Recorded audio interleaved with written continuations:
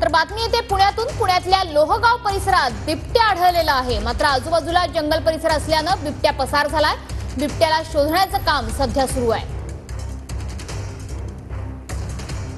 लोहगाव परिसरामध्ये बिबट्या जो आहे तो या परिसरामध्ये आढळून आलेला होता। मात्र त्यानंतर अग्निशमन दलाची टीम जी आहे ती घटनास्थळावरती दाखल झाली आणि त्यानंतर बिबट्याचा शोध जो आहे तो सुरू झाला।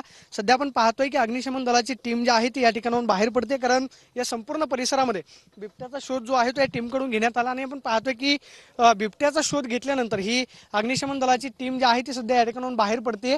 संपूर्ण परिसरामध्ये रेस्क्यू ऑपरेशन जे आहे ते या टीमकडून करण्यात आलेलं होतं। इथल्या स्थानिकांचं म्हणणं आहे की गेल्या 4 दिवसांपासून बिबट्या जो आहे तो या परिसरामध्ये फिरतोय, त्यामुळे एक भीतीचं वातावरण जे आहे त्या परिसरामध्ये निर्माण झालेलं होतं। मात्र जवळ आपण पाहतो की हा सगळा जंगलाचा परिसर आहे, त्यामुळे या परिसरामध्ये रेस्क्यू करणं खरं तर मोठ्या प्रमाणावरती अवघड होतं, कारण बिबट्या एका ठिकाणी थांबेल याची शाश्वती नाही।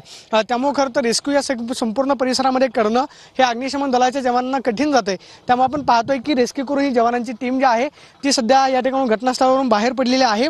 मात्र सध्या तरी या संपूर्ण परिसरामध्ये भीतीचं वातावरण जे आहे ते निर्माण झालेलं पाहायला मिळते। कॅमेरा पर्सन तुषार ननावरे, मी प्रदीप कापसे, TV9 मराठी, पुणे।